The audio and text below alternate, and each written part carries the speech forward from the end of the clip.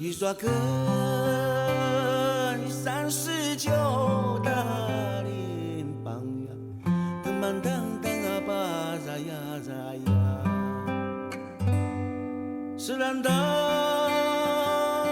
跟大树啊亮亮啊扎耶。So right now, I want to talk a little bit about the Pani Foundation. And I would wager that the work of the Pani Foundation could be considered the largest permaculture project on Earth. Even though they're not using the word permaculture, the scale is quite spectacular. This is a scale of land transformation that's happening on the village scale at the watershed. And I'm going to tell you a little bit about it here as we go along.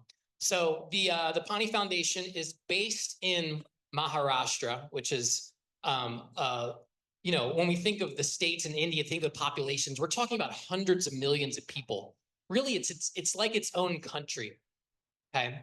And what the Pani Foundation has done is they've created a series of competitions. The Water Cup is where they started, and the Farmers Cup. And these are competitions between villages to see which villages can implement the most amount of water harvesting structures in a 45-day period, or which farmers group can have the most productive organic farming. And there's big prizes in these competitions. And it's a very, very fascinating way of really stimulating people's excitements by gamifying land restoration. So we're talking about massive community effort.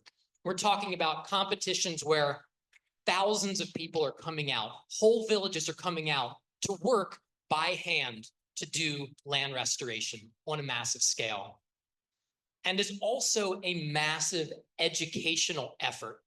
So it's not just that people are actually implementing these structures, but whole villages, whole regions are learning the craft and the technical nature of land restoration.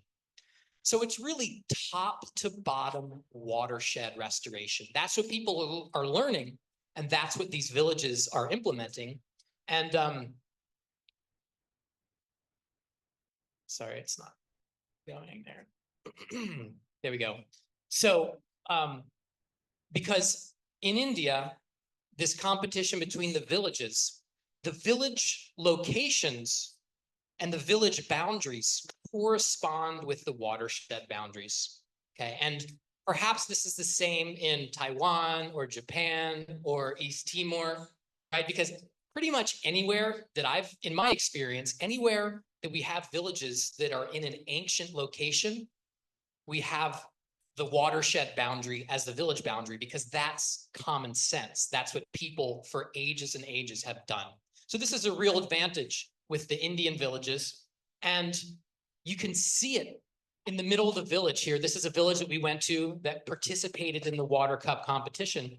And you can see this mural in the middle of the village. It shows all of the water harvesting structures. It shows the boundary of the village, which is also the watershed boundary. So everybody from the smallest child to the oldest person understands the watershed scale restoration, right?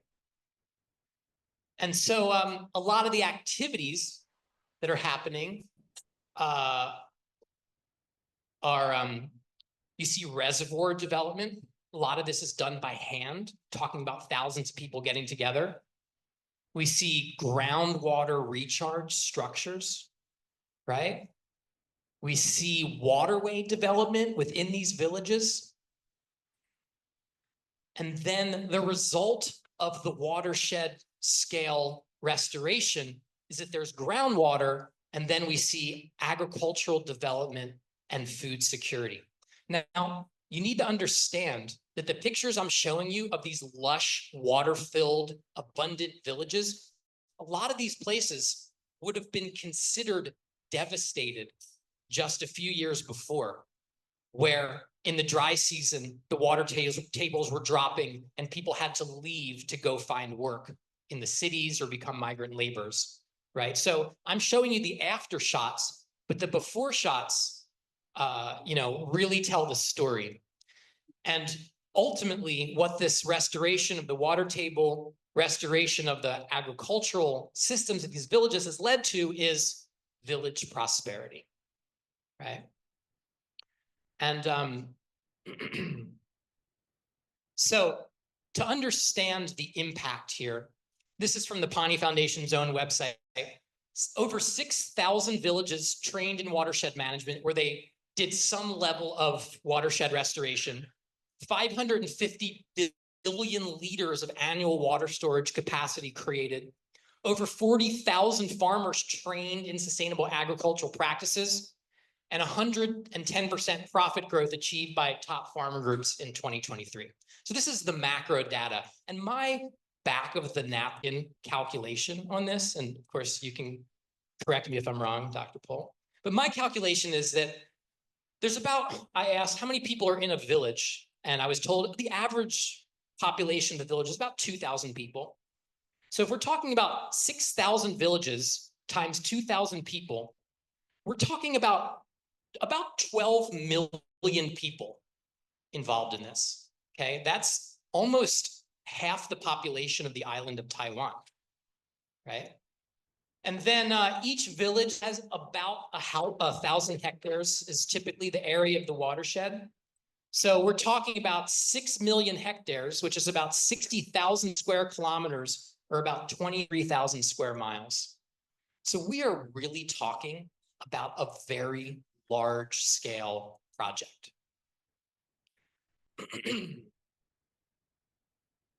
Now, this is founded by Bollywood star Amir Khan and his wife, Kiran Rao. Right? How many people have seen a Amir Khan movie? We got any Amir Khan fans? He's very, very big, very famous Bollywood star. So he really had the clout to create a movement like this, okay? But, I mean, although Amir Khan, he goes around from village to village, the man on the ground, really, who's actually doing a lot of the technical work, a lot of the village empowerment, is Dr. Avinash Pohl, right? So when I talked to Dr. Pohl when I was visiting these villages, I said, well, how many villages have you visited in the last year? And he said, oh, about 600, right? So Dr. Pohl is on the ground talking to these villagers. I don't speak Marathi, which is the language in Maharashtra, but I sat through quite a many very interesting, very enlivening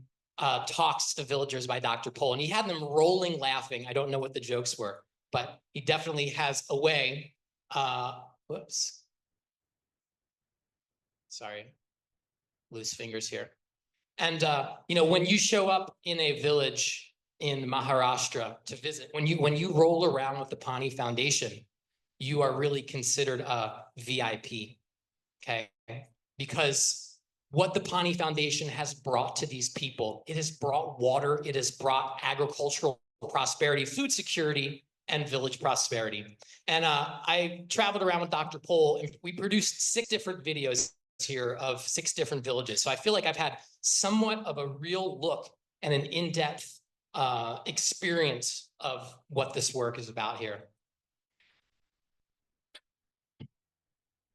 And so, you know, we'd show up at a village and basically the party would start, you know, and there would be music, right? And there would be dancing, okay? And we would be welcomed, and everybody was extremely happy to see us. And then there would be I would think of it as the sermon, right? So, Dr. Pohl, for these people, for these villagers, is an empowerment speaker, right? He's going and he is talking to the masses. Everybody gathers and he is lifting their spirits and getting them on track for the Pani Foundation's project. So not only is he getting them on track from the empowerment level, but also on the technical level. So Dr. Pohl is going around and he is really talking to the trainers. He's looking at the technical specifications. And he is really steering the ship of the Pani Foundation. So we are incredibly blessed here today to have I'd like you to give a warm welcome for Dr. Avinash Pol, who's the Chief Advisor of the Pani Foundation.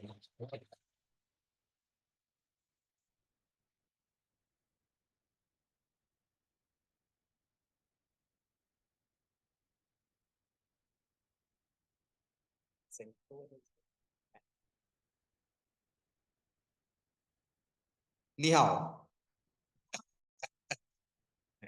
Good afternoon, everybody.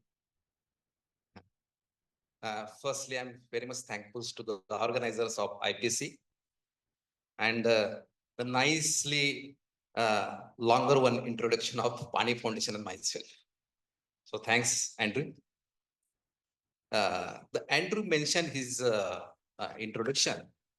Amir Khan is a Bollywood actor, very famous Bollywood actor, who is our founder. Some people might be knowing this year, Amir Khan's one film Lapata Ladies, The Lost Ladies, is nominated for the Oscar Award. Yeah. So this is consecutively, he's nominated for the 4th film in an Oscar. So he's very famous in our Bollywood industry. But many times, one question is always asked to me also, why this so Bollywood famous actor turn up into this water activity? The roots are in the show of Satyamev Jayate. Sorry. Satyajit Bhatkar, he is the CEO of our foundation, and Amir Khan is the founder. These both are the schoolmates. They used to have a TV show, Satyamev Jayate. On that TV show, basically based on social issues. They raise many social issues which is in the society and aired in the televisions. The show was very popular. One of the show which is on the water issues, Dil pe lagegi, tahi baat banegi. It is in Hindi, Dil pe lagegi. If it touches to your heart, anything can happen.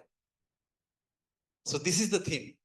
So after end of these episodes, both of them decided we should take up one issue and used to work for the longer period. And they take up an issue of water. Both of them doesn't know what is the problems in water, what is the solutions. The team of Satyamev Jayate spends more than a year to understand the problems and find the possible solution on it. And in 2016, they set up a Pani Foundation. Right now, we are working in the area Maharashtra, which is the southern part of India. The Maharashtra is facing droughts and water shortage problems from many alternative decades, from many years. The reason behind it, both natural as well as man-made. The natural thing is that our area is 82% of the area is a rocky area. So water there is a very few limitations to percolate for the percolation of the water. Another thing is a shortage of the water is less and uneven rainfall. And second thing, which I mentioned, the man-made. In semi-arid area, majority of the people grow sugarcane, which is the most water-intensive crops. And many people are now depends on for the agriculture water as well as the drinking water on the tube wells and bore wells. So tube wells, the increase of the tube wells and bore wells rapidly, the water level depleted lots fastly. In 2016, Maharashtra government declared that around 22,000 villages are facing a drought-like conditions. Out of 40,000 villages, facing 22,000 villages drought-like conditions. In Maharashtra, there is a 16% is the land is under cultivation, is supplied by the government water, which is very less compared to the national average. National average is 41%.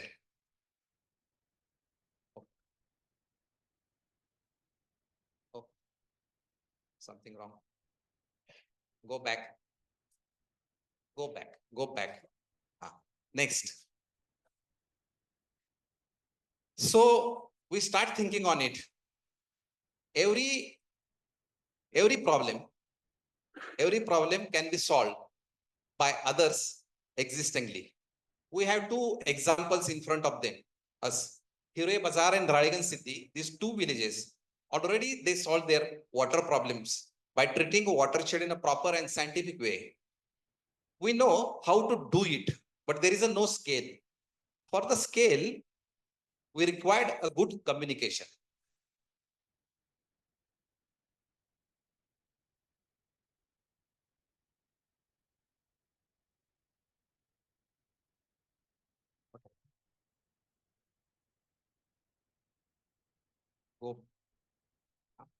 Okay. Any problem can be solved unless and until society comes together. The society is drifted due to so many reasons, due to caste, then religions, then egoism. So many problems in the society. That's why the society is drifted like this. Suppose these are the fingers. If we keep these fingers like this and pour a water on it, the water will not store in it. It flows through the gaps. But if you unite the fingers together and pour a water on it, definitely water is going to be stored. It will not flow because it's united. The society is like these fingers. These are drifted away from each other. What we did before starting the communicating or before we make the mind, the drifted society should come together. For the solving the drought, we have to solve the social fractures. Then,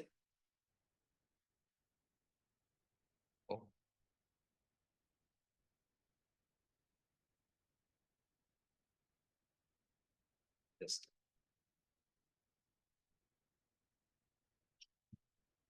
in 2016, we create one platform has to become a competition. The name of the competition is Satyame Jete Water Cup, a competition between the villages for the best work to do the water and soil conservation. What is the main component of the competition? One is a competition, and another is a training, and third is a Shramdan. Shramdan means voluntary labor work. So we design a competition in such a way. These are the steps of the competition. Firstly, we select the areas where we have to work. After that, the sign letter of Amir Khan is sent to every panchayat, every village to join this competition. After, once they participated, 5 representatives through the selected from the Gram Sabhas sent for our residential training. Our main focus is on training. So out of 5, 2 should be the women's. The training mostly focus on watershed technical aspect as well as to develop the social leadership. 10 representatives go back to their villages and mobilize other villages to do the water conservation treatment. And after that, okay, go next. This competition is going to be held for 45 days competition. In 45 days competition, villages has to treat maximum watershed treatments.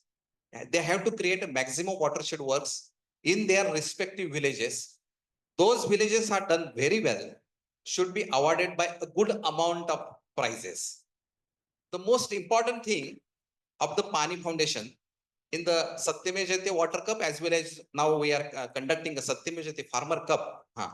We are not provide any financial assistance. We only provide good training and we mobilize the people to do to solve their water problems. The villagers are expected to arrange their finance from internal sources as well as government and the private sources. The internal sources means they for any machine work or any designing the structures, they have to contribute from their sales. Government is joined with us from during first year. Any government, whatever the government form in our Maharashtra, they should join the hands with us. They also helps to the villagers. And we also rope up with another organizations with the villages. So they can also provide some financial helps to the villages. But there is a one condition. Suppose they are using the JCPs or Pokeland for the machine work. The diesel money should be contributed by the villagers. Not everything is sponsored by government, not by NGOs or not by other sources. So this competition is next. This competition started in 2016 in 3 talukas, means 116 villages are only participated. And in 2019, we are reaching around 4,700 villages. Next. So what is the impact? The watershed is treated in a scientific way. The impact of that, which you can see, near about 15,000 compartment bundings, 7,000 CCTs, deep CCTs, nala bunds, check dams, percolation tanks, repair of the old structures can be done by the villagers, not by government, not by other any NGOs, but by villagers, by adopting and by taking the knowledge of a watershed in a scientific way, by mobilizing the people and with the help of other sources. So next, near about 550 billions of water storage capacity are built in 3-4 years in our area. 5,550 billions means 5,500 millions of liter water storage capacity structures are made. Okay, next. Our competition is become very popular. In 3 years, from 116 to we reach near about 5,000 villages in 4 years. But still we find once the water are available in the village, people are a tendency to take a cash crop like sugarcane and banana. So this hard-earned water will not be remain. We realize this hard-earned water will be not remain for the longer terms. And again, these villages are facing a drought. So after 4 years, though our competition got a popularity, our Prime Minister also requested us, this competition should spread within a few years in a pan-India. But we don't want to scale this competition. We want to scale or solve the problems of the villages. The villages should have a good sufficient surface as well as groundwater. But with competition, the competition will get success. But our main motto will not be success unless and until we teach the villages the water management technology. So in 2020, we stopped the popular our competition, Satyame Jayate Water Cup competition, and we select 1,000 villages, those who are doing good in Satyame Jayate Water Cup competitions, and focusing on that, and we started another competition for those 1,000 villages only. That is a prosperous village competition. In Marathi, it is called Samruddh Gav Spardha. Next. These are the 6 pillars of the competition. Soil and water conservation. Because in 45 days, our Satyame Jayate Water Cup competition, everything could not be finished. Not every structure is built up in 45 days. Whatever the structures are remained to build, that should be built in Samruddha Gav Spardha, the prosperous village competition. Because for this competition is period for 2 years. Then second thing is most important for this, the water management and budgeting. For this thing, we have to require skill as well as the people should understand the value of water management. Then third thing, restoring soil quality and health. The fourth thing, increasing the tree cover and growing forest. Fifth is creating protected grassland for nutritious and palatable grasses, because grassland works a lot in water conservation activities. And sixth things, increasing the income of the family. These 6 pillars and competition, all the sets get ready. We are going to start the training for this competition. But whole world hit one crisis, Corona. In a Corona, this competition is stuck and we are not able to conduct online trainings. We are not able to conduct the offline training. So we started online trainings. But there is some limitations for online trainings. In offline training, you can meet heart to heart. In online, there is a limitations. So this we tried a lot, but this competition stuck during this COVID period. So expected results are not achieved both for the villagers as well as ourselves also. So, but during these training programs, while we're doing the online trainings, we realize that the six aspect of the competition, that is the increasing the farmers' income. The people or farmers are very much interested in this. That is the last aspect, increase the farmers' incomes. Apart from this, how is important? But people are interested in this. So our core team start thinking on it. What should we do? In farming, two things are always in the hands of the farmers, and two things are not in the hands of the farmer. Two things which is not in the hands of the farmer. One is a produce rate, market rate, which is not in the hands of the farmer. And second thing is the nature, which is not in the hands of farmer. Two things are always in hands of the farmer. One is reduce the cost, and second is increase the production. But reduce the cost and increase the production. These two things happens only if yes, two things only happens. Reduce the cost, you have to collectivize, and increase the production. You should have a knowledge. Unless and until you have knowledge, you should not increase your productions.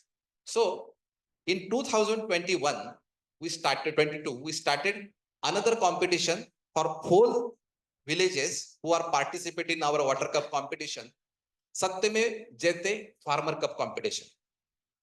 Here, collectivization and knowledge, these are the two pillars of this competition. This competition between the groups of the farmer. The first competition, which is between the villages, but this competition, it is between the groups of the farmers. The farmers should form next. What are the steps?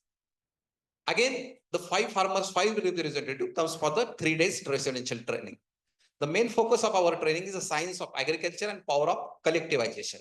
The third thing, the training farming groups are formed.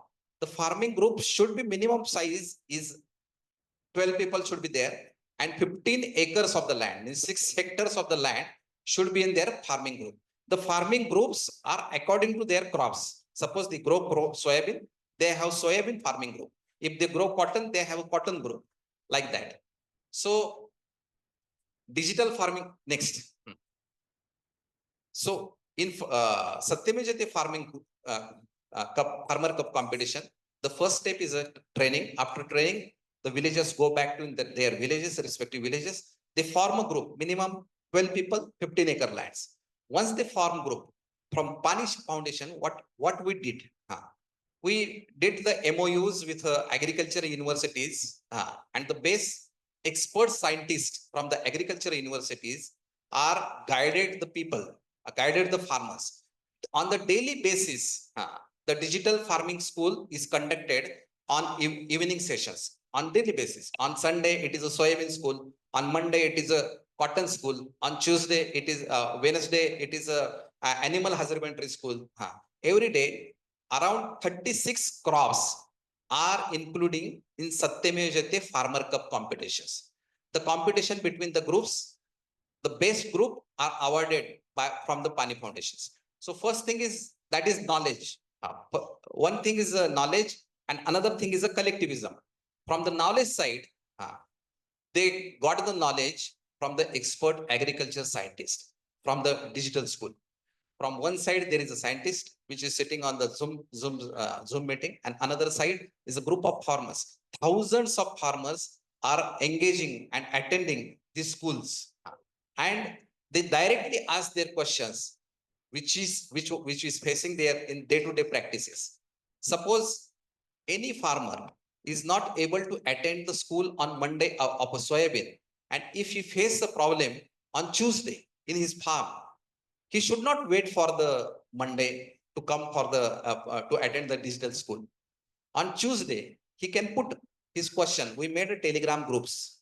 On Telegram groups, soybean Telegram, cotton Telegram, then tur Telegrams. On Telegrams group, if you put the questions, our from Pani side, there is one admin for each Telegram group. So admin understand the question and he scrutinize the question and sends to the respective scientists. And evening session, the respective farmer got his answer, what the problem he is facing. So likewise, because of this, they got a good knowledge. Next thing, the competition rules focused on purchase everything in a group, not an individual. Suppose if any individual go to the any shop and buy one packet of cotton seeds, he is not get a concession. But if they go buy a group, they will definitely get a concession. So majority of the expenses are fertilizers, seeds are the majority of expenses the farmers are doing. Because of this competition, they get collectivized. Their input cost reduce rapidly. The next, our main focus in water cup as well as in farmer cup. The farmer should go on each other farms and they do collective labor work, because labor is a major problem in our country. One thing, the labor shortage, the timely work is not happened. Second, expert labor in every field. And third thing, the farmers get attention. Whether labor is coming tomorrow, he will come on right time. But in farmer cup, everybody goes on each other's farms.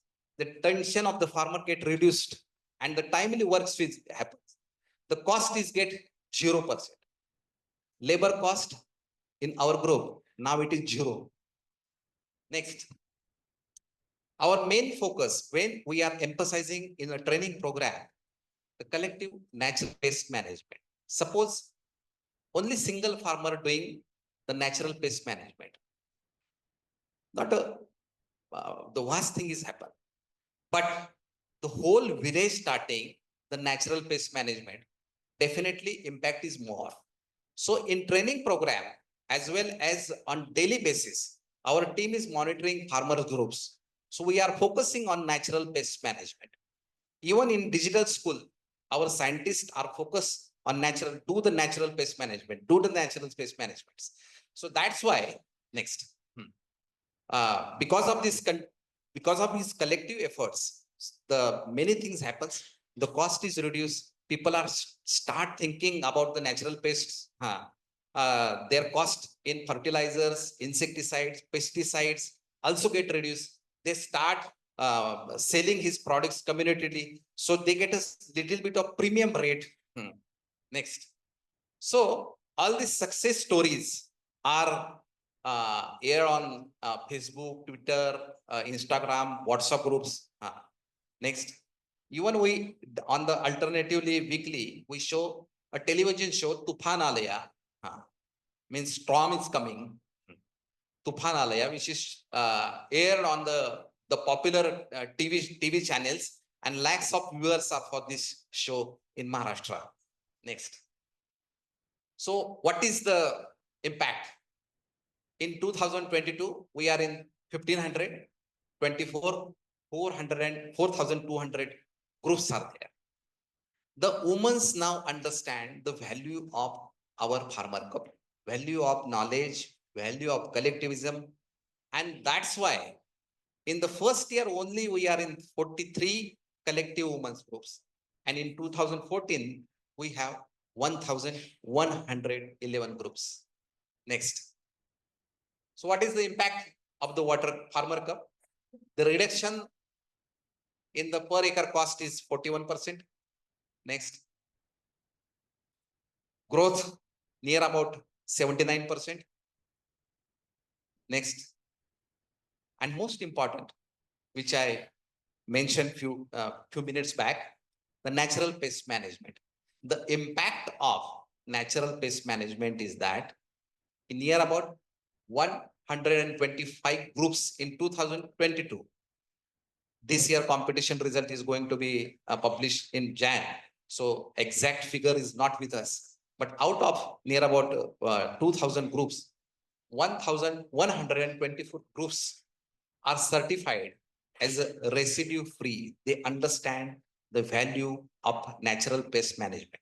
I think this is a big achievement we achieved, because unless and until you have good soil, good air, good water, the environmental restoration is impossible.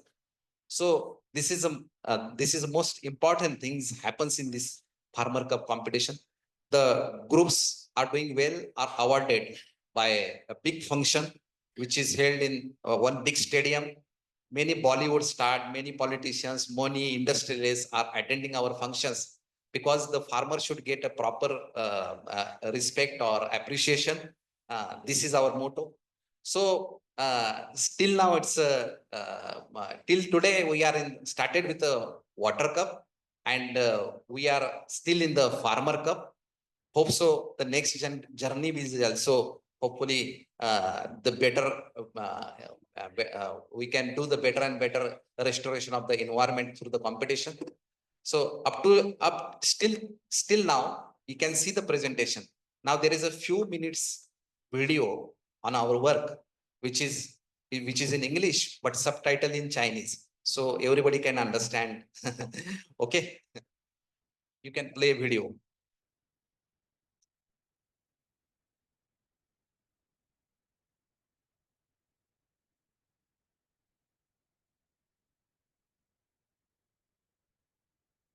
Lights, please.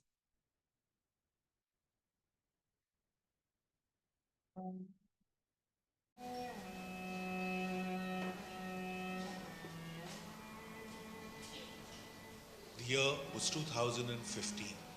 Rural Maharashtra was grappling with a severe drought. The acute scarcity Voice is of little water bit posed lower. a threat to life itself. Voice, you can increase voice. Fields were parched. People waited desperately for water tankers. Good. Women trudged for hours daily, and children were forced to drop out of school to fetch drinking water. Entire villages migrated to cities, leaving behind their homes, fields, and livestock. The drought situation was dire. Amidst this widespread distress, the team behind the popular television show Satyamev Jayate began to reflect on the critical issue of drought.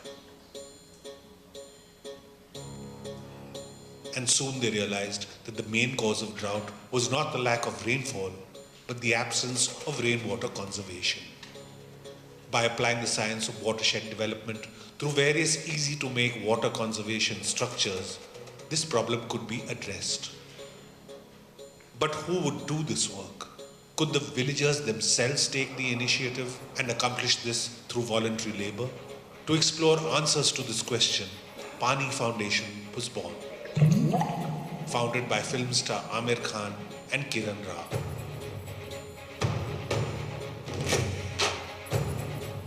And in the year 2016, the Satyamev Jayate Water Cup competition was launched. This was a competition across Maharashtra's villages where people would come together, contribute their labor voluntarily, create various watershed development structures, and tackle the drought.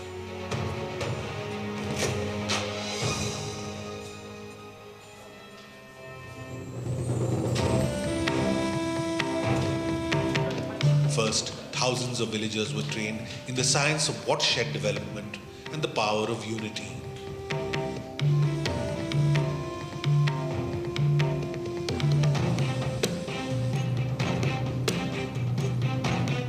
And these trained villagers would return to their villages, carrying the message of coming together to defeat the drought.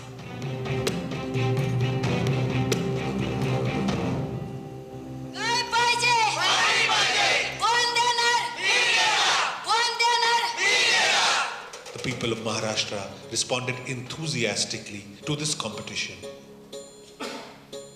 villagers eagerly started coming forward to volunteer.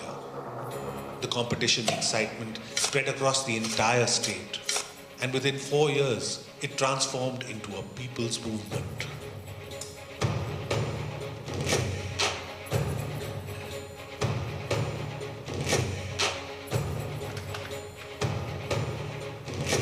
United, the people of Maharashtra changed the face of massive landscapes through their hard work and created a water storage capacity of 550 billion liters of water per year.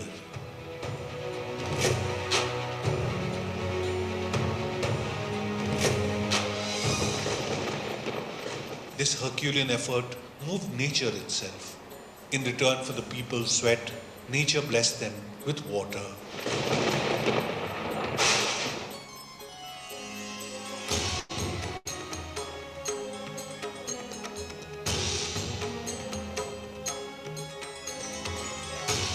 ज्या बादलीला भरण्यासाठी 55 hand pump मारायला लागत होते, एक बादली किती लिटरची? 15 लिटरची, 55 hand pump.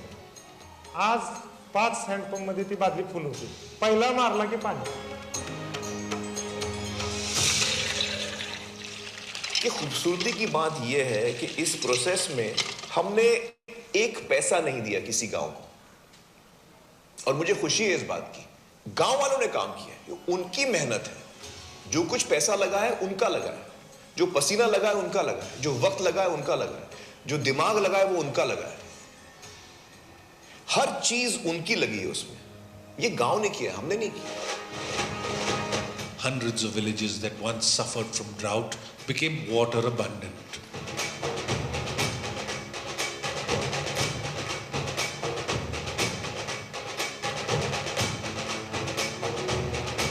From all these efforts emerged a priceless lesson, the magic formula of a people's movement, the conviction that people can solve any problem if they come together.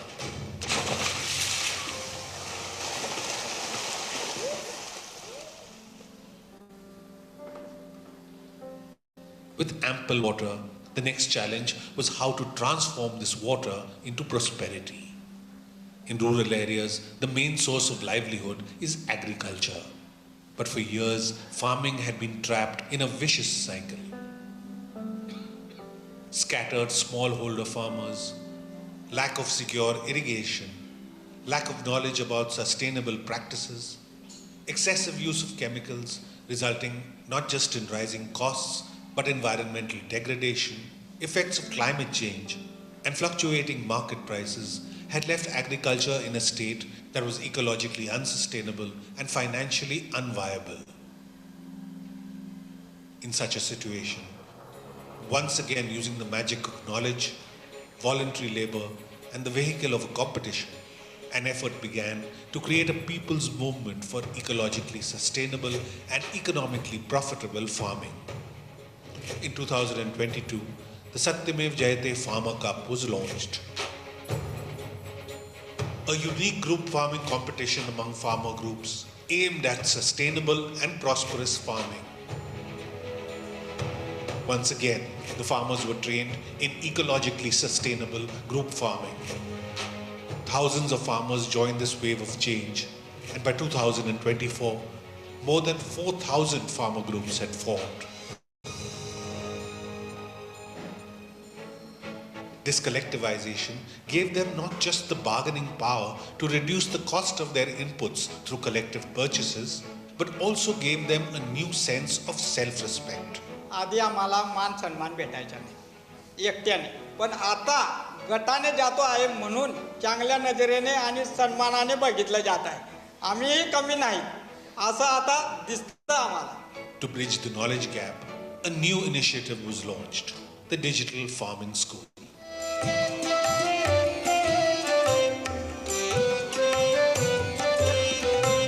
Through the use of technology, farmers began to receive knowledge on sustainable practices right at their doorstep.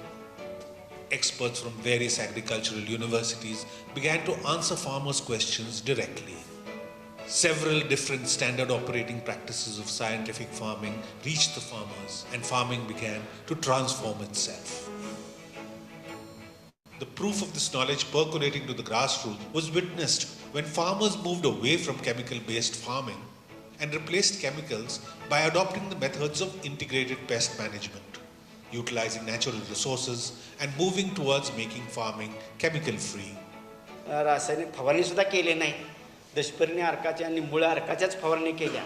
त्याच्यामुळं एक मला फायदा झाला की माझं बटाट्याला शेवटपर्यंत बुरशी हा रोगच आला. The collective hard work transformed farming. Women in particular broke free from the chains of a patriarchal society and took significant leadership in this movement. The number of all women farmer groups rose exponentially. From 40 in the year 2022, their number became over 1900 by the year 2024.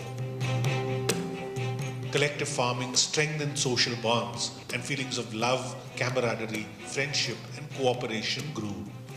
A support system emerged to help communities overcome challenges and rise again. आम्ही बहिणी बहिणीसारखंच राहतो.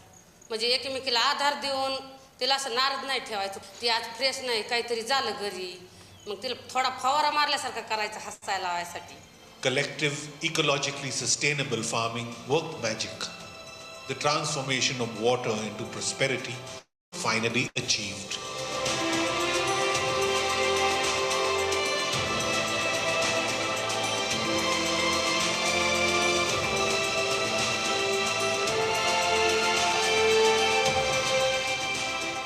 काढणीची वेळ आली, पोते भरून राहिले, त्यातील ते दाणे एक एक दाणे पडताना पाहून आम्हाला ते असं सोन्याचा तर वर्षाव म्हणतात की नाही तसं वाटायला लागलं. There was an increase in both production and profits, along with a reduction in costs. Farmers benefited doubly. आमचा कांदा विकला 30 गुंठ्याचा, त्याच्यात 1,30,000 रुपये झाले. 2.25 लाख रुपये एखाद्या पट्टी आली. इतकी पट्टी आम्हाला कापसाची कधीच आली नव्हती. As livelihoods became more viable, joy spread in the farmers' hearts and despair disappeared from their farms. आम्हाला वाटलं की आम्ही सगळी काय पण करू शकतोय. जरी डोंगर जरी आडवा आला तरी आम्ही सगळी मिळून ताकद आली आम्हाला की मागं सारू शकतोय.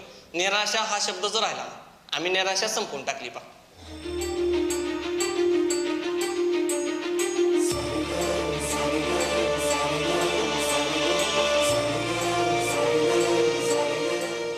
Overcoming every challenge in farming together, a newer and wiser Baliraja, the empowered farmer, was born.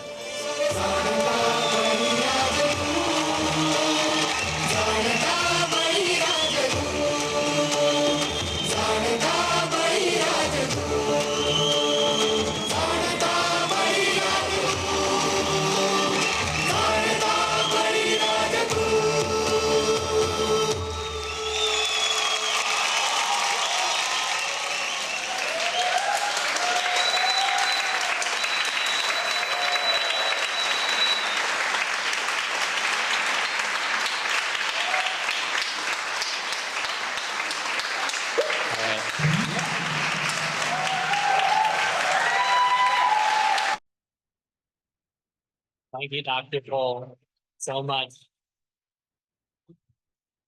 And Dr. Pohl is going to be here as during part of the convergence as well. So you'll be able to talk to many individuals and answer. I'm sure there's lots and lots of questions. So thank you so much. Thank you very much. Shisha. Shisha. So now we are going to shift over from India to Africa, where again, there is an extraordinary scale of work that's happening. And I've had a chance, just like, well, going with Dr. Pohl in India, I've had a chance to witness this with my own eyes. So, this is a little bit of a taste of the before, during, and after work of some of the just mega scale reforestation, food forestry, food security work that's happening right now on the African continent, in the African Sahel. Can you change the slide?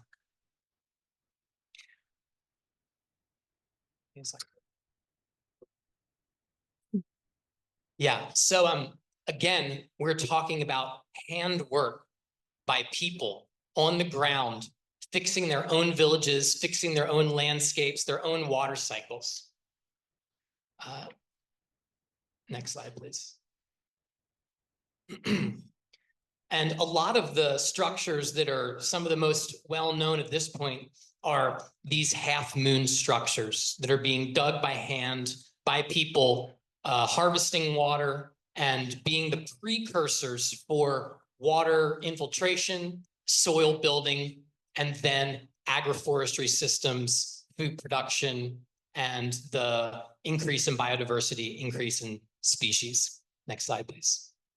And, you know, a lot of these landscapes that we see in the Sahel that are at the edge of the Sahara Desert are degraded areas that are being brought back into healthy pastoral areas.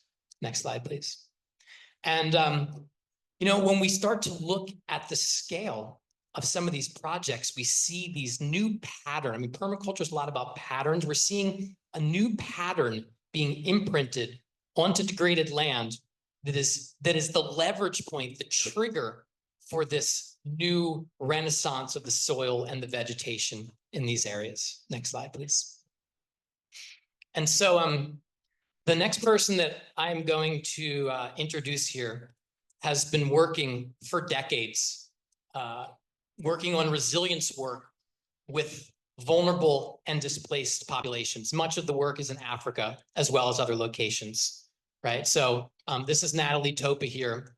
And Natalie has been involved in the technical training and program development, curriculum development, and landscape rehabilitation throughout Africa and the Middle East. Next slide, please. So Natalie's been based in Africa for 20 years, working with vulnerable and displaced people, starting with the Danish Refugee Council, which I believe was the second largest humanitarian organization on the planet, right? Next slide, please. And Natalie has worked in 20 countries in 5 major regions of the world, really on the ground and getting the work, you know, triggering the local populations to having the right technical understanding to be able to do the land restoration work that's needed in so many places. Next slide. Right, so Natalie's doing a lot of practical technical training through her work, at first with the Danish Refugee Council, and now with the United Nations World Food Program. Next slide, please. Natalie travels to places where a lot of us will never find ourselves. So this is Natalie here in Iraq recently, where she, working with the UN World Food Program, she toured throughout and did trainings with the government and with various NGOs and different groups in Iraq. Next, please. Here's Natalie in Yemen, right? Natalie went into war-torn Yemen in her full hijab, going through, I think she said like 200 checkpoints or something like that.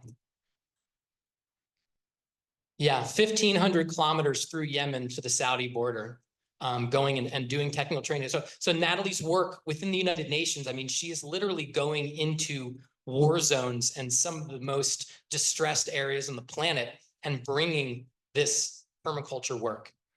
Next slide, please. Yeah, this is Natalie again in her hijab in Yemen. Next slide, please. And Natalie's the person who, I mean, I would credit for the person who is trained in permaculture, who is taking a lot of this permaculture work and actually infusing it into the largest aid and relief organizations in the world. So she's done some really pioneering work. So this is South Sudan. Some people may know South Sudan's considered the poorest country on the planet right now. And so she brought the technique of the chinampas of Mexico, which are a very well-known, famous permaculture technique. She brought this to food insecure people on a floodplain area. And so this is the South Sudanese chinampa version. Next slide, please. And this is an after shot here. So in these flooded lowlands, suddenly there are these islands of food production by taking these techniques from one part of the world It's kind of what we learn in permaculture and teaching them and adapting them to another part of the world. Next slide, please. Natalie also has brought into the relief and aid world, she's brought in the concept of the sponge village. Right. And so this is, how do we basically take villages and restore them into water holding sponges, then build soil and build food abundance. Right. And so Natalie does trainings throughout the world to teach some of these new techniques. And really, I would credit Natalie for introducing a lot of these permaculture systems into this United Nations and aid world. And so I recently got to travel with Natalie in Chad there, to the eastern border of Chad, where it's one of the largest refugee crises in the world. It's right over the border from Sudan, where there's 1 million refugees who have crossed over the border. Next, please. And we got to go all around with Natalie and the World Food Program and see some of the work that the World Food Program is actually doing to create peace and prosperity for these refugee or displaced communities.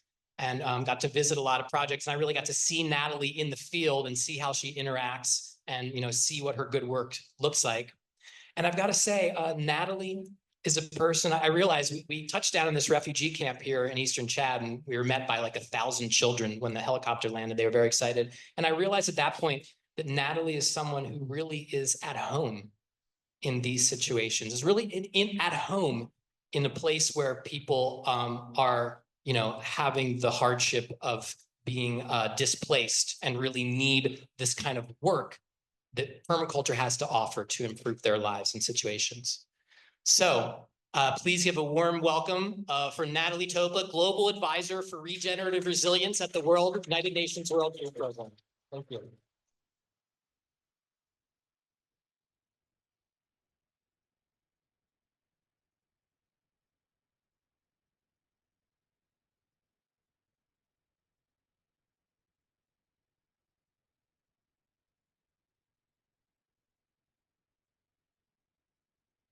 Thank you so much, Andrew. A little over the top, but ni hao. So happy to be here. This is my first IPC, and it's amazing to see a lot of familiar faces that I've only known through Facebook. So wonderful to be here with everyone. My name is Natalie Topa. I currently work as the Global Advisor for Regenerative Resilience for the UN World Food Program. And I've been working, as Andrew mentioned, in my sector for 20 years. And I started in South Sudan. Oh, shoot. I started in South Sudan 20 years ago, and my background is actually urban and regional planning. And I came to South Sudan to work on post-war town planning and reconstruction. That's when I started to realize that there were so many problems that really require a design solution. And here's a slide, a lesson in text color on background, but this is a quote that's by Alan Savory that says, "It's not drought that causes bare ground, but bare ground that causes drought." And the reason I bring this up is because there are a lot of problems with my industry and my sector. A lot of harm is caused by NGOs and donors who are bringing harmful products. And in permaculture, we talk about the problem is the solution.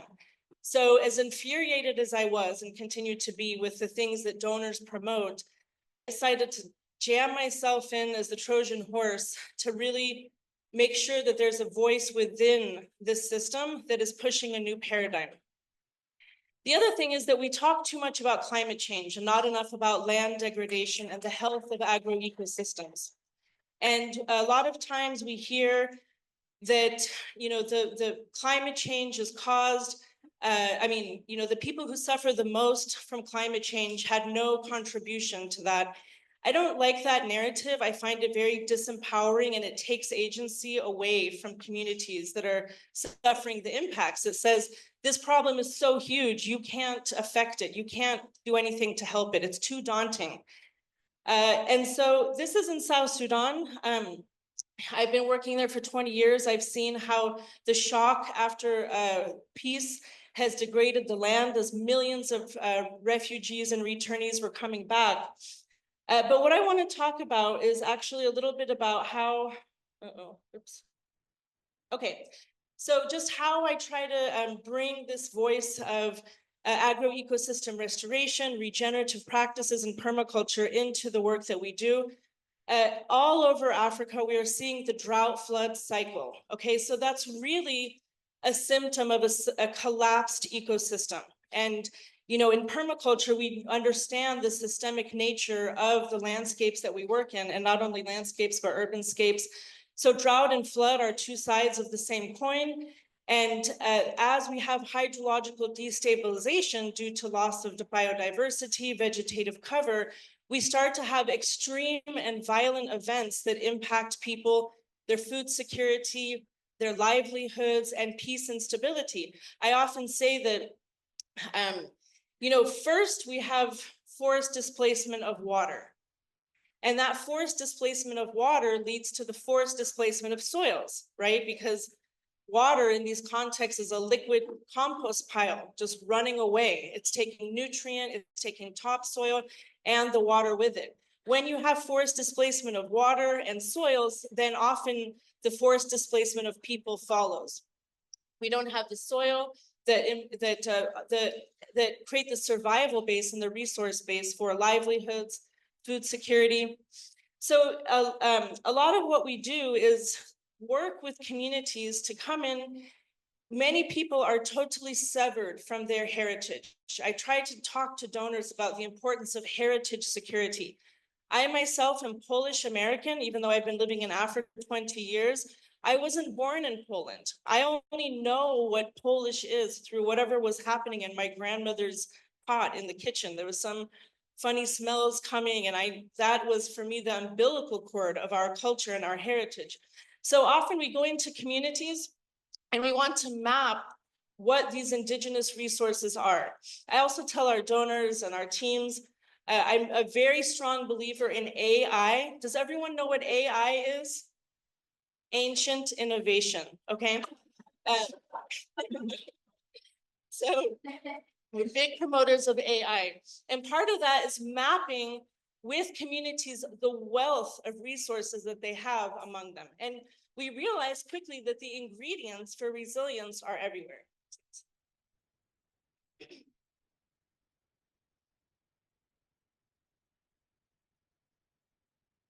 So going into communities, understanding the wealth of seeds, leaves, edibles, oil seeds, mushrooms, things like that. Oops. We're having some clicker dramas here. And on top of that are sources of biomass and materials for building soils. I know most of you know this because this is a lot of what permaculture is about. It's about resource recovery. So, you know, things from food waste, crop debris, paper waste, receipts, carton boxes, things from NGO offices, UN offices in the field. All of these are resources that help build that spongy forest floor that can actually extend the growing season. You know, in many countries in Africa, we have a rainy season and we have a dry season, but I often ask families, you know, I say, Andrew, what's the showering season? They say, what do you mean? We shower every day. What is the dishwashing season? What do you mean? That happens every day. So every day you have that source of water throughout the entire year that can also go into production.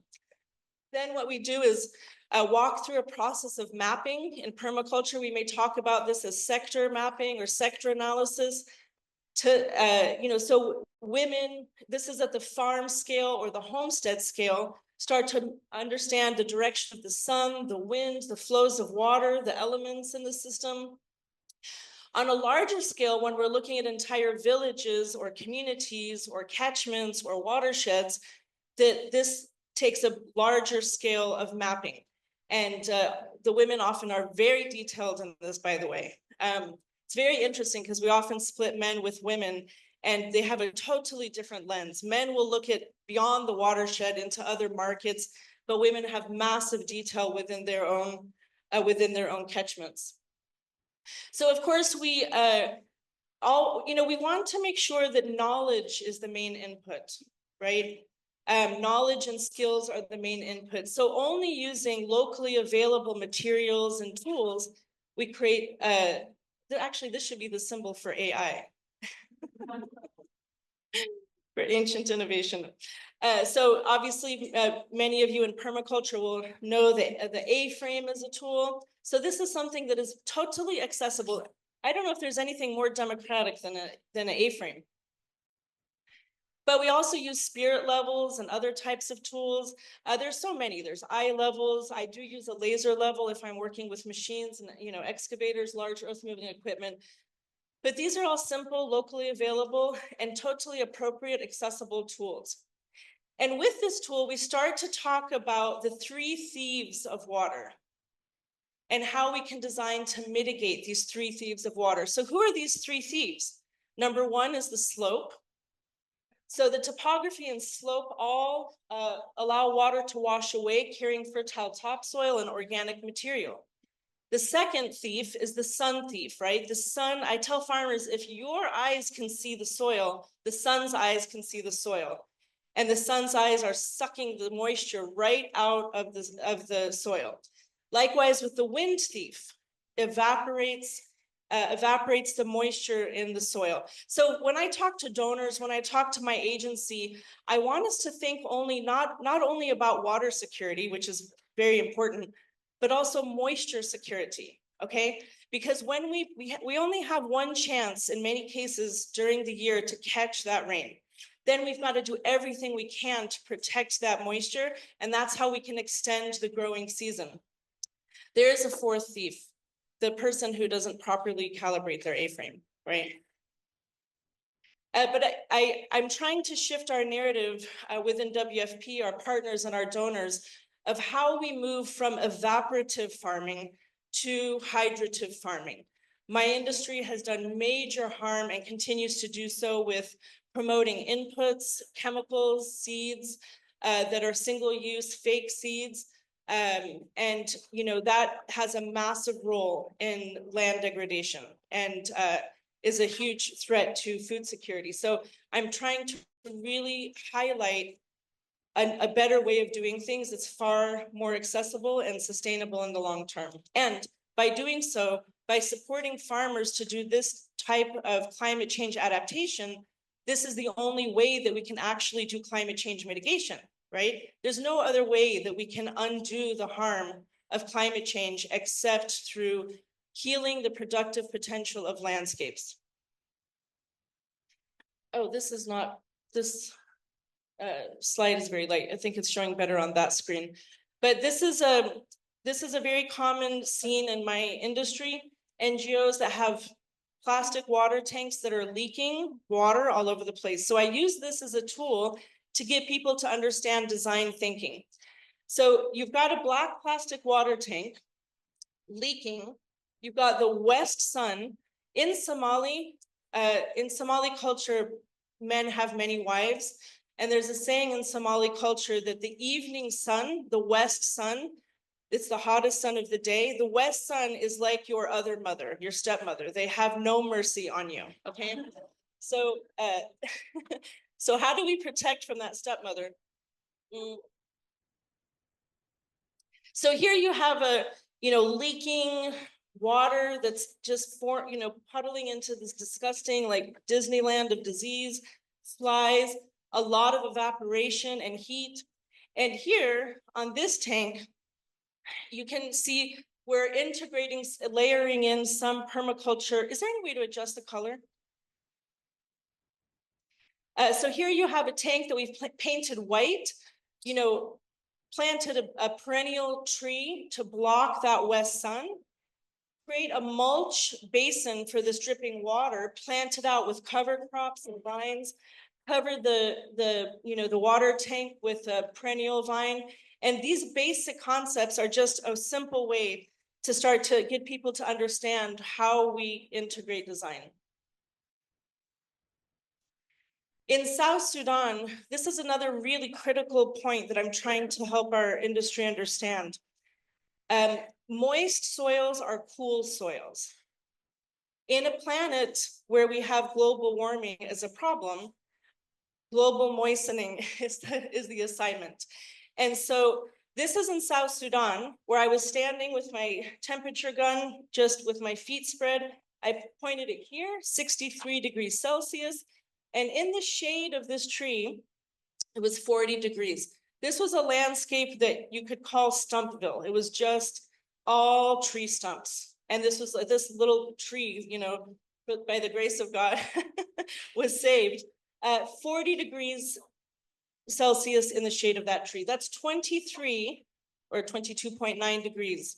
So between the shade and moisture, I mean, you know, this is showing just the difference of the temperature between these two tiny, this is not even a microclimate, it's a nanoclimate in this tree shade.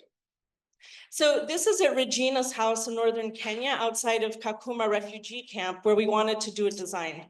So, you know, when we talk about design thinking for our teams, our staff, our partners, this is an example I show where we arrived to Regina's house and the first bit of information that we are looking at is where is that intense west sun?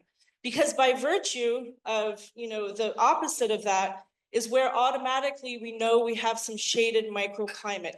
In permaculture, which I would call an anti-gravity movement, we also need to be shade hunters. So shade hunters, you know, shade is often where you'll see goats or grandmothers sitting in the evening.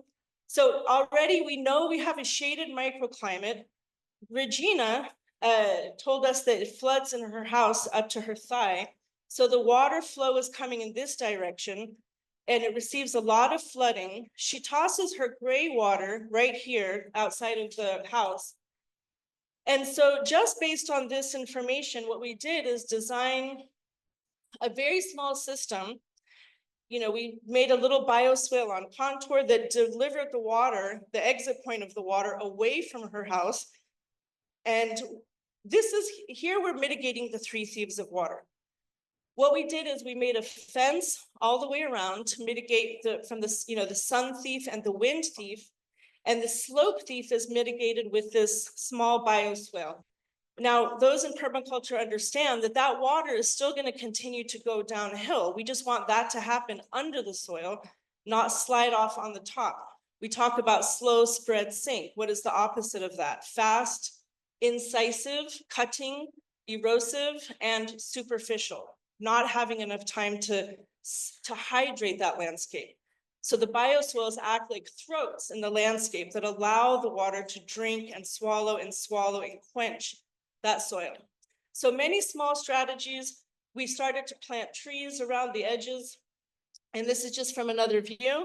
A lot of people ask, why would you use stones to mulch inside the swale? Because we had stones.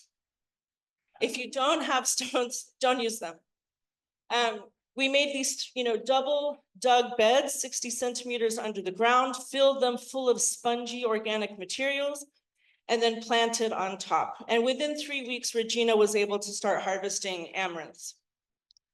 In South Sudan, I went in last December, and this is how they were growing cassava, which is so sad. It's so hot. It's so evaporative. It's so dry. So in this, you know, I develop small reports for the teams on how to start to retrofit even in an existing crop with water harvesting structures that create a soakage zone, integrating perennial stability. You know, if you are religious and maybe think about the Garden of Eden or Jannah, is it a field of wheat that you have in your mind? Is it a fallow field of grain crops? Is it a rice paddy? Is the Garden of Eden a rice paddy? Or is it a 3-dimensional food jungle with apples and snakes and other types of agrobiodiversity? So that, you know, humans really took a wrong turn when we started to shift from eating perennial foods to eating annual foods. And that permanence of the perennial stability is what we talk about in permaculture. So integration of perennial stability that provides year-round evergreen shade, and integration of organic biomass as mulches, and then of course cover crops. So this is another garden in Sudan, not South Sudan, they're 2 different countries. Second. This is an extremely dry, hot area. So again, the concept of a sponge homestead where we have water flows, we have available biomass, and we just want to create parking lots rather than super highways for those, rivers of liquid compost that flow away in big rains so that they can be parked and start to hydrate and fertilize the ground. Now, this was the home of Hawa. Some people may know I have a YouTube channel where I document these and then post them. The war in Sudan broke out just after this, so I have no idea what happened to Hawa and the homestead. I don't have the best of hopes, but I know I have faith in biology and ecology and hydrology, not always in humans, but I know that if she had been able to remain there, I'm certain that this system would have been swallowing water and becoming more and more productive. This is another example of a sponge homestead. This is outside in Samburu in northern Kenya, also pastoral. Both of these are pastoral communities, and what we're trying to do is support the idea of much more bio-intensive food production immediately around the home. So this is the home of Priscilla, and she already had a forest, a natural forest around her. So again, building on that edge and trying to expand that green edge closer into the home, doing resource recovery. There are so many nutrient streams, resource streams coming out of the home and in the compound. She has goats, she has potato peels and carrot peels and things like that, eggshells. So trying to create a system that will really optimize and capture the greatest amount of benefit from those flows. Oops, I'm going higher up in scale here to show how the same principles can be applied at different scales. This is the home of Regina, and she is in eastern Tanzania, in Kibondo. So she was the topmost farmer on a hill, major gullies going on either side of the farm. So I talk often about farms with arms because we talk about stormwater runoff, which is water leaving the farm, but we don't talk enough about stormwater run on, how we can reach towards adjacent water running past and pull that into the farm. So we made a number of swales and half moons with baskets. You see these bamboo baskets all have trees in them. 1.5 years later during COVID, she was living in this food jungle. You would think she's in the highlands of Ethiopia, and then suddenly she moved to the jungles of Congo. So she had more food than she ever thought. We didn't bring any fake seeds, only seeds that she can reproduce again and again and save with her community. So this is looking at the larger ecosystems. Collapsed ecosystems have a severance of all these different cycles, destabilized hydrologies. And as Dr. Pohl highlighted, there are many different types of interventions that we can do to get those systems back in place. With WFP and in our industry, I'm trying to stress that our job is to put more water back into the system than we are taking out, and we can measure that. So you can, replace WFP with any NGO that's digging boreholes and trying to access groundwater. This also applies to infrastructure. The World Food Program, we do community infrastructure. If there's an earthquake or hurricane or any major disaster that cuts off market access, what we may do is do roads. This was actually with the Danish Refugee Council. And this is work I did with my very close friend and partner in regenerative crime, Warren Brush. We did a training for engineers on how we remove floods from roads, and take floods into food, take water from destruction to production, protecting the roads, protecting the access, reducing maintenance, and having water for livelihoods and food security. This is what that looks like after it's commissioned. It starts to become like a natural wetland. And just a little bit about the actual work on the ground. There are a number of different types of, whether that's contour-based stoneworks. Everything we do is in response to the natural patterns of the land, intercepting flows of water. That can be stone buns, hillside terraces, different types of stone face buns.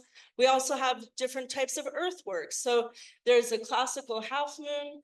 modified for growing food, fodder as well as trees, fodder and grains integrated. These are examples of pit compost on contour. These are micro trenches for fruit trees or fodder and fruit trees mix. So, you know, it's the principle of intercepting that flow of water. And then of course, based on the farmers, what they're trying to produce, or pastoralists. Oops. Obviously, bioswales can be done at many different types of sizes and scales. Oh, this is not working out. This was the sponge village of Otego. When we arrived, you can see it better on that thing there. This, you know, a lot of erosion in the village. So we came in, did road water harvesting, a series of fill and spill cascading swales and dams. This is what it looks like from space, from the drone. This is some of the dams. This was a community that was having conflict over water insecurity, but now are permanently water secure. And of course, we have the larger scale of work that Andrew started to talk about and who's been helping us document a lot of this work with some of the amazing YouTube videos that Andrew makes to help us tell the story. So large scale, you know, land restoration in the Sahel, trying to push back on the expansion of the Sahara Desert into the south. We always have to design for the users of the space. If those users are camels or motorbikes, you have to design for those people. And then of course, this is the what's possible when you really, you know, engage with communities and you know, empower them so that they can help to put that landscape into autopilot. And that's it. Thank you so much.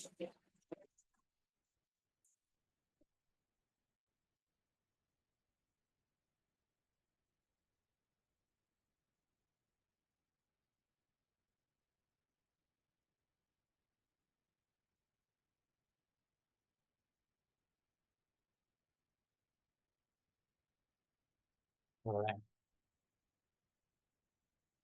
We have a Q&A. Oh, okay.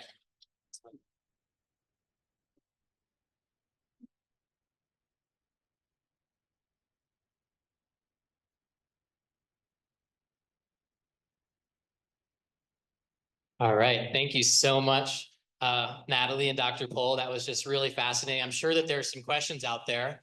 Who's got a question? Yeah, runner.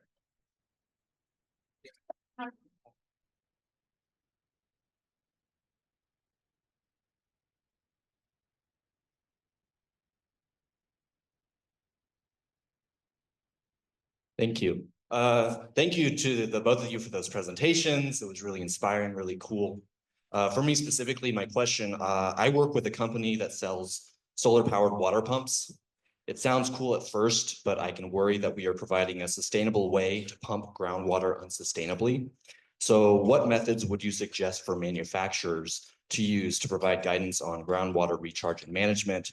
How do we be part of the solution of providing water for rural people in a sustainable fashion and not part of the problem? Thank you. So the slide that I showed about WFP putting more water into the ground than we are taking out actually comes from a presentation that we are giving to all of our global offices around the world for a solar pumping contract that we have globally. So we are partnering with global solar and wind power companies. But what we're doing is sensitizing our teams. That's the last resort. You know, people need to understand that there are three sources of water: primary, which that falls free and nitrogen rich right out of the sky. Rainwater is acidic. The acid in rainwater chelates soil particles and bursts open the minerals so they can become bioavailable for plants. Secondary water is water that is retained on the surface, you know, lakes, ponds, rivers, and then groundwater is alkaline. So groundwater really needs to be the last resort for humans. And the number one thing that we're telling our teams, we have this contract with solar companies, but before you just connect farmers with that, make sure they're doing these top 10 things, that they're integrating perennial systems, the shades, the microclimates, the cover crops, compost, building that spongy layer. And then, and then when you have your drip irrigation that's solar pumped, you're making the best use out of that little bit of water, and you're countering the alkalinity of the groundwater through the other pH balancing measures. Yeah. Next question.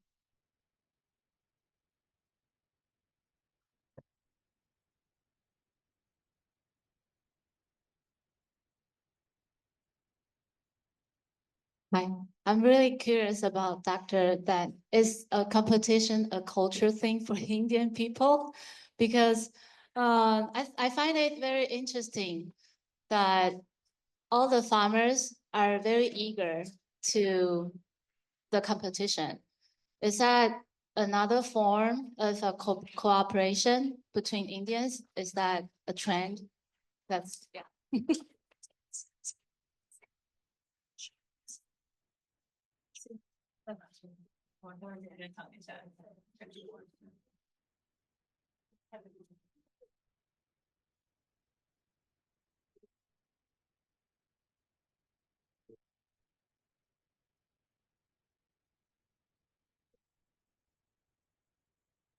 Oh, okay, okay. And now understand. This competition mostly in India and mostly in the part of Maharashtra, not whole Maharashtra. Still, we covering only 1/3 of Maharashtra, not whole Maharashtra also. So now still we are not reaching to the pan India.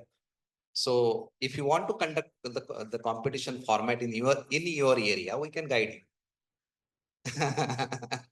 But as a Pani, we are not able to reach up to that level still today. Yeah. Well, now I would just add, is competition a cultural trait in Taiwan that would make farmers excited? I mean, I think each country has to determine what is the way to gamify land restoration in their own country. Yes. Thank you so much, Dr. Paul.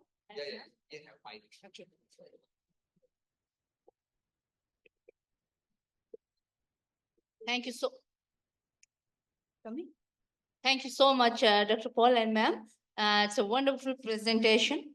First, I want to ask, is it not possible Pani Foundation work in Ladakh condition? It's a totally cold desert. And another one question is for ma'am. For permafrost recharging and spring recharging, what technology you suggest for me? Because the places like Ladakh where less than 100 centimeter of snowfall as well as rainfall. Under such conditions, we are totally dependent upon glaciers, and water is the biggest challenge I already told before. Then our springs and permafrost are retreating so fast, as well as groundwater also. Under such condition, what kind of technology you are suggesting to us? Thank you so much. I am answering your question. Definitely, we wish to work in whole India and whole world, but the bandwidth is limited. For the mobilizing of the people, we should require a good trainer, and trainer should be in that way. He should touch your heart, not a teacher. Teacher and trainers are different. The mobilizer trainer is a good one who touches to the heart. So the number are still less. So we are not able to reach up to Ladakh. But if you want to do something in Ladakh, definitely we'll guide you. Regarding the spring water, I mean, we just were in Wulai district before we came here. And I was so stimulated by how intact the forest is in that area. But you're mentioning the permafrost receding and glaciers receding. I think that in areas that are, number one is to make sure that there are either social contracts or policies to protect the existing forest and vegetative cover to ensure that that infiltration remains. But if there is additional support, I think you would have to identify slope appropriate interventions such as trenches or others to ensure that any water that does fall is able to infiltrate and recharge those spring lines. I'm sorry, there's no plantation. It's completely desert. There's no tree. It's a barren land, you can say gray land. Under such condition, how will you suggest us to preserve those permafrost? Because there is no plantation as such. Oh, I think that might be a question that I'm not able to answer. You're saying you have glaciers and desert? Yeah, our agriculture is more bad. Is this in Himalaya region? Oh, okay. Yeah, I mean, I would again just say identify any ways possible to ensure that any water is not lost, whether it's the permafrost, the glaciers, or the rainfall when it does come. Those, I believe, are stony, rocky areas. That's a major resource that you have, you know, to do stone-based and contour-based works. Just again, like I said, you know, permaculture often is an anti-gravity movement. You want to stop the release of any water if and when it does come. I think a lot of those areas are above timberline. So there, it may be that, you know, that's not an area that trees traditionally grow. It's not a matter of being degraded. It's just not the landscape for trees. So doing anything that you can to intercept the release and loss of water out of that catchment, earthworks and stoneworks in those high jagged spaces. Thank you. Yeah, you said it yourself. These are some of the biggest permaculture projects on Earth, and with large scale changes to the landscape. So I'm from Germany, and if you would do something like that over there, even on a much smaller scale, you would face a massive storm of bureaucracy and legal barriers. So I was wondering if you had any challenges like this, and if so, if you had overcome them. I'll say, I think that in places that are, you know, there's the underregulated world and the overregulated world. And I think that, you know, in places like Germany, I mean, it's where are the leverage points, you know, and maybe the leverage points are creating hedgerows between fields.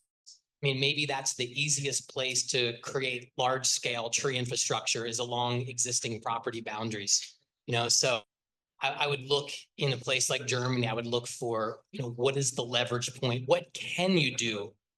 Because, you know, we're looking at the property boundaries in India, for example, that they follow the watersheds. Well, I would suspect that many of the property divisions in Germany do not follow the watersheds, and redoing the property boundaries isn't necessarily an option, you know, in this current day, but what are the pivot points? What are the leverage points where you could get some tree-based infrastructure, you know, to work within those property boundaries?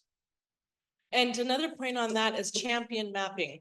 You can go to the most bureaucratic institution, whether it's in Kenya or in Germany, and even in that institution, you will find somebody who is a champion, who understands the importance of what you're talking about. So identifying, mapping, and really trying to sort of build a movement under those individuals within that system is really key. And the other thing is, not everybody can quit their job and buy land and become a farmer. Permaculture has to meet people where we are. If you work in IT, if you work in policy, there will always be opportunities within the space that you occupy to bring new thinking into that. So when you identify those champions, that is, you know, they do have a role in permaculture, even if they don't have dirt under their nails.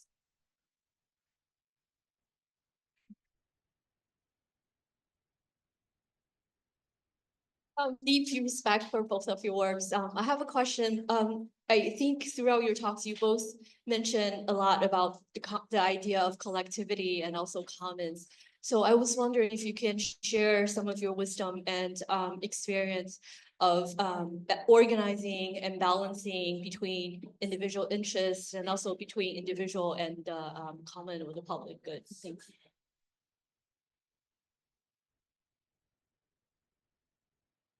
In my industry, it's really difficult in working with NGOs. Staff that we train, we have a huge turnover. right? We don't have turnover in refugee camps because people can't just quit refugeeism and go get another job. So I think you have to know who you're working with, and it depends on the cultures. There are very different cultures across Africa. You can, even in one country, you'll have many different realities in different parts of the country. And it is a fine balance between individual needs and individual interest and the collectives. I will say, I think that working with women is a very powerful element there, because they often have to rely on each other. They're often the ones who remain. If men are at war often, or sons, oftentimes it's women within a displacement setting that really have to band together and support each other. But generally people who are from similar struggles, cultures, tribes within a camp, they know that they're all suffering from lack of water or lack of livelihood. So it's really, I think, about how you enter with humility, respecting and celebrating local knowledge, and really focusing on it more as partnership. We're all teachers, we're all students. I mean, I'm a big fat white lady, and when I go into trainings in South Sudan, I just think how I'm trying to teach a South Sudanese Dinka woman about resilience. I would die in one day in her shoes, right? So clearly we can learn from each other. I'm coming with a certain number of skills. She has many skills. How do we really have a co-learning journey together?